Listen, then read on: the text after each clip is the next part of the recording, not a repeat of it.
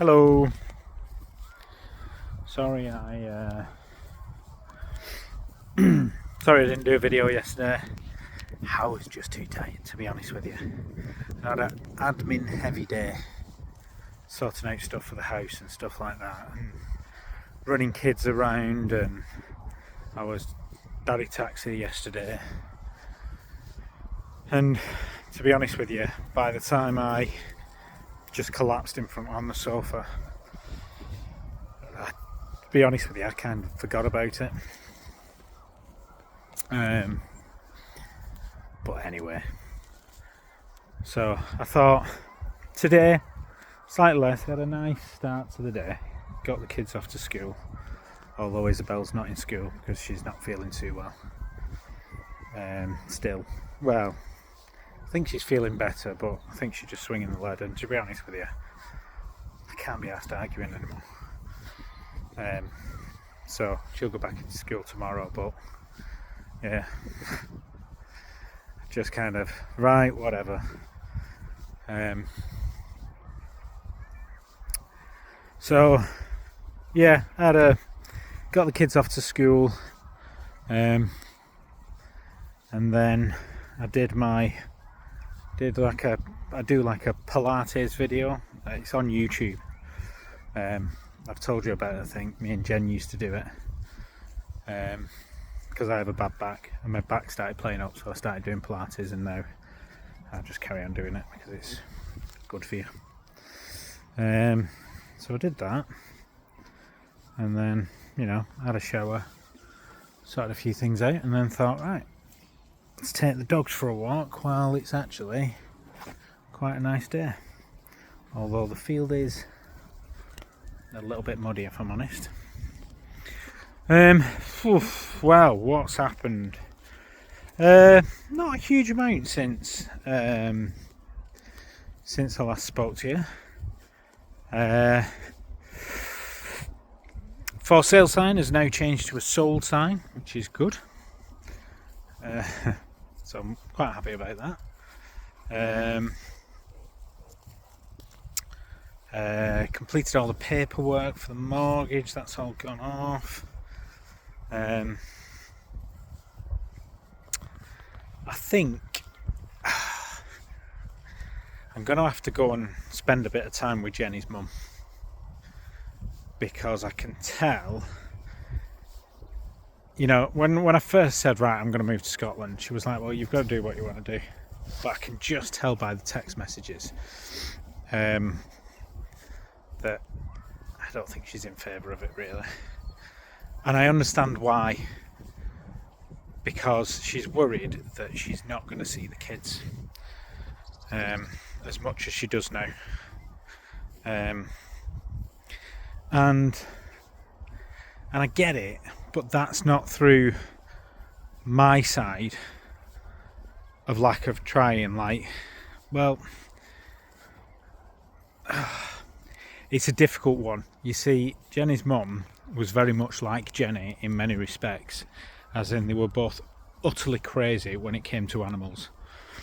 So she has 3 absolutely insane dogs and a horse.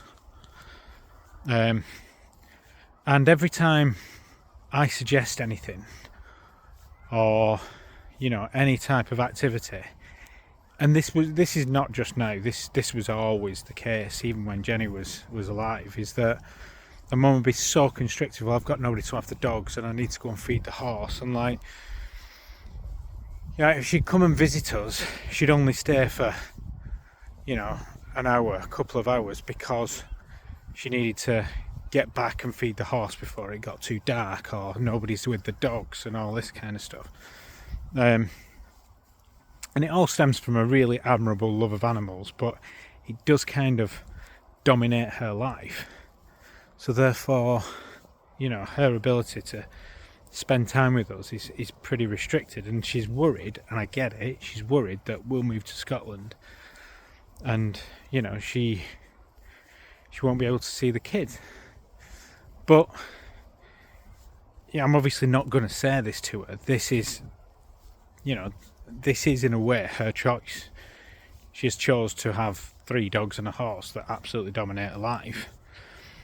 And she's worried that now, because I won't be on, an hour away to bring the kids to see her, she won't see them.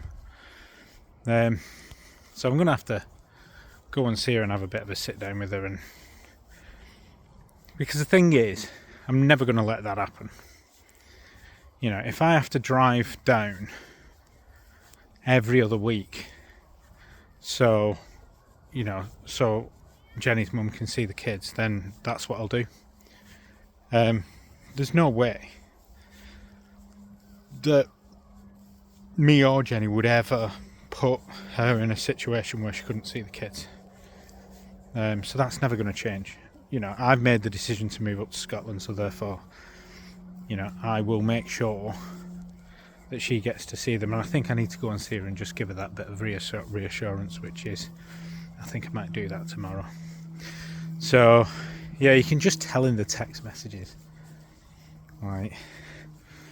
When I told her that I'd sold the house, rather than saying congratulations, she went, "Who to?"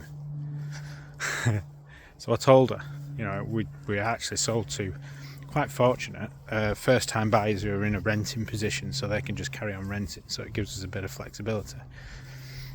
So I told her that, and she just put, "You're very lucky."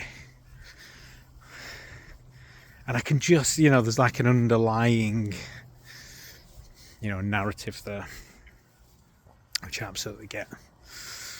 But yeah, so I'll go and see Jenny's mum, Elaine, and just put her mind at rest. There's no way I'm going to put her in a position where she doesn't get to see her grandkids.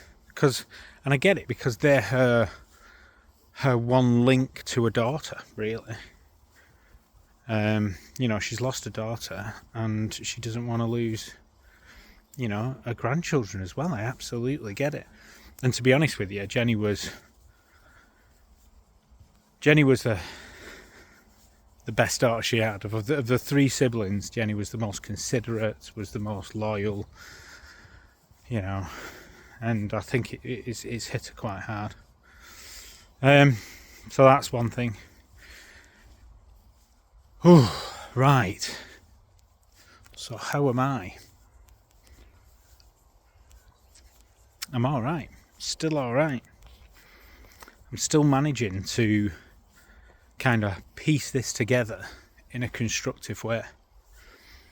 I'm still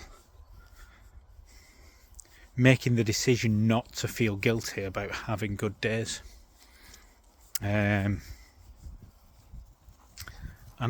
I genuinely think that it's the right approach.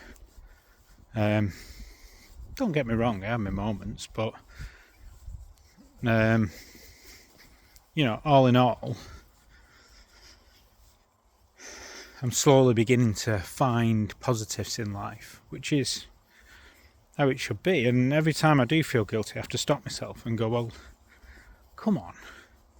If it was the other way round, I would be sat over her shoulder, willing her to pick herself up and move on. And I'm pretty sure that she's doing the same. Which brings me on to my next thing. I think one of the things that is kind of, I don't know. Don't get me wrong, I've not had any major signs, but I just feel a little bit closer, connected. I don't know. It's really difficult to describe. I don't feel like she's sat on my shoulder, but I don't know. I feel like there's maybe an acceptance. Not an acceptance on my part. I don't know. It's really difficult to describe. But somehow that makes it all right at the moment. I seem to be. Don't get me wrong. I'm always sat there on the precipice waiting for the next dip. But it's staying at bay at the moment, which is pretty good. And the other thing is, I continue to read my books. The Path to Enlightenment is Knowledge and all that kind of stuff. I don't know if that's the actual saying. I don't think it is.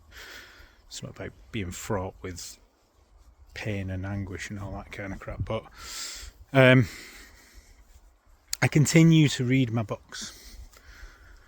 And these books do give me solace.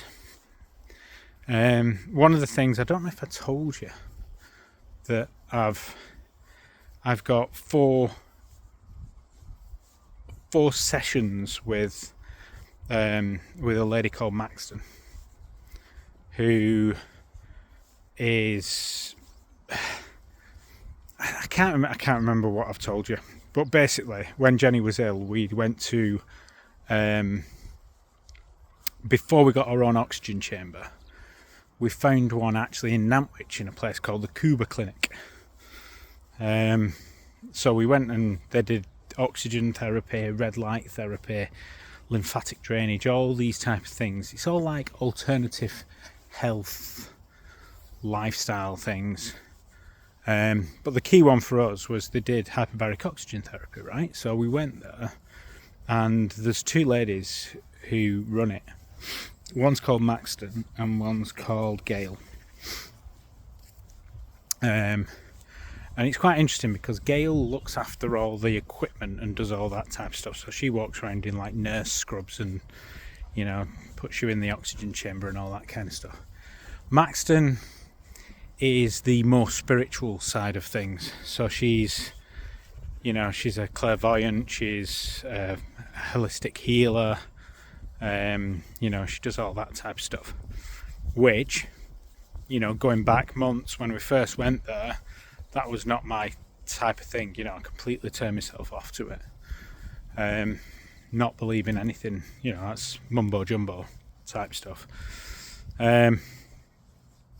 But she sent me an email saying, you've still got 4 sessions. If you want, come back. You can have infrared therapy if you've got a bad back, because I think I mentioned that I had a bad back at one point, and you can have lymphatic drainage. You've got 4 sessions, whatever you choose. So I kept meaning to go back. And anyway, the other day, I was driving past, so I was like, right, I'm just going to swing in and what do you call it? So I went in and they were like, right, what do you want lymphatic drainage? Do you want all this? And I was like, no, actually. And this is a product of reading all these books and kind of opening up my don't know, perhaps you could call it opening up your filters. I think I've kind of come to a stage where I'm just like, well, why not entertain this? Why not open your mind to other things that are not, purely scientific or mathematical, which has always been my starting point. What have I got to lose? If it gives me comfort, then why not? So I went to see her and just said, well, actually, no, let's have a chat about other stuff, which I was quite surprised about, because obviously she knew me from, being with Jenny. And so I went and saw her the other day, and we had a really good chat. And it was quite liberating to just chat with somebody who isn't going to turn around to you and go, that's all mumbo jumbo, that, Mike, because it's the spiritual side of things that she kind of believes in.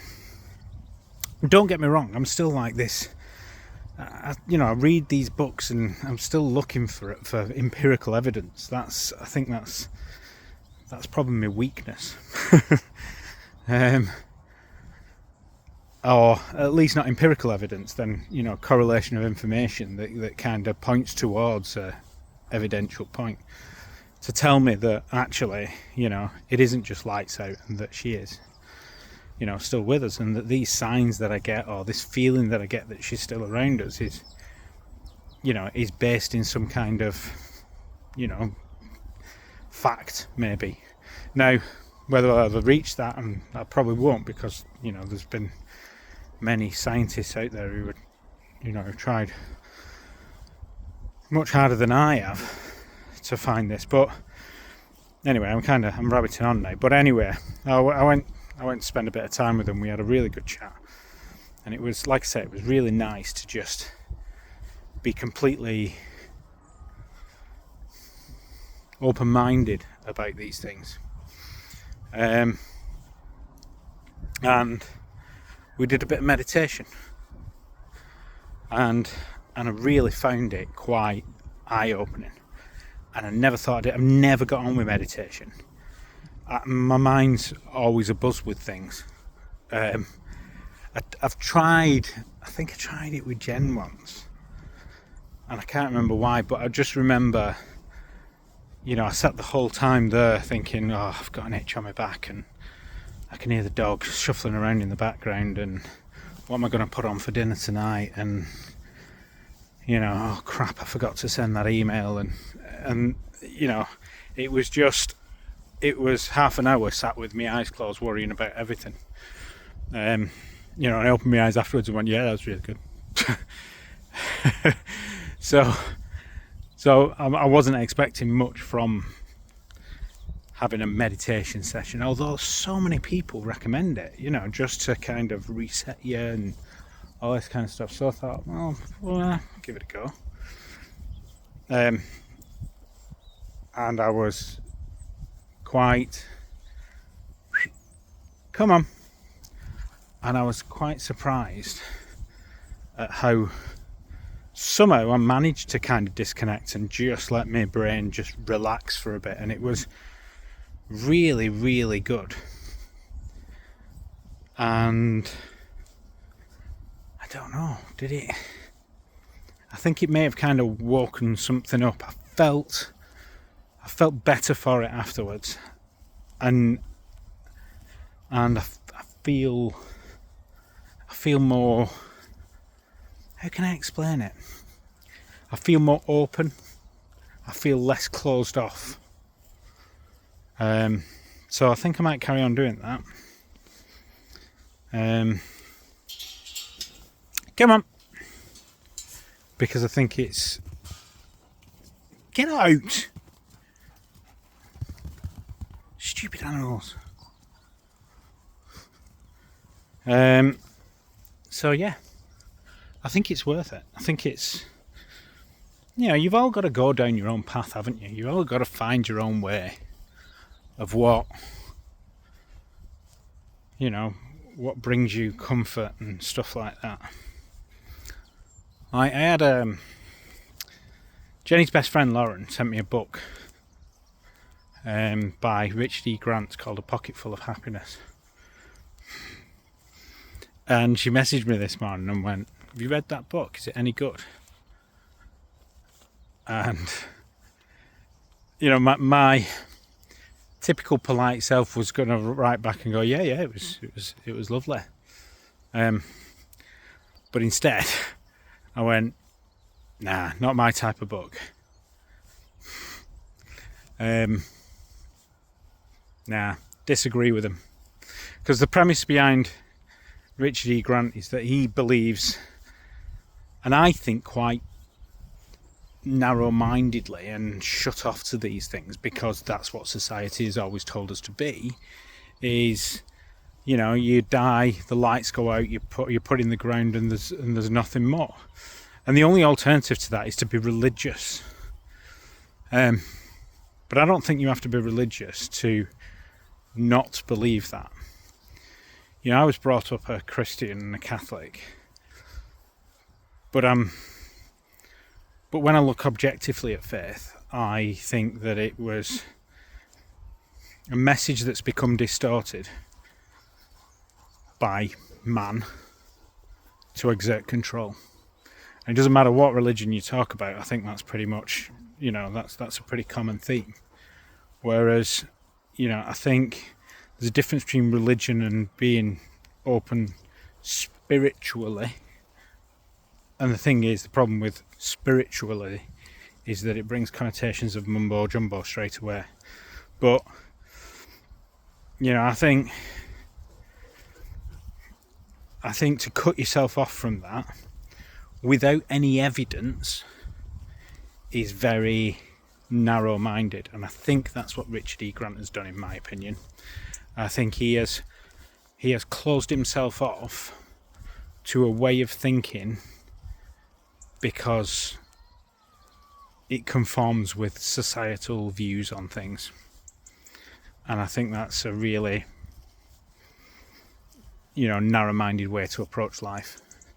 I think, you talk to any intelligent, open-minded scientist and they'll say, well, don't discount anything until you can factually discount it, until you can empirically discount it.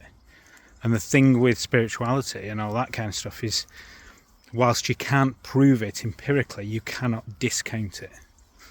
And therefore, an inquisitive mind will always keep it open. And I really take umbrage with people who discount something because it's what they've been told to do by society, or they're in fear of ridicule.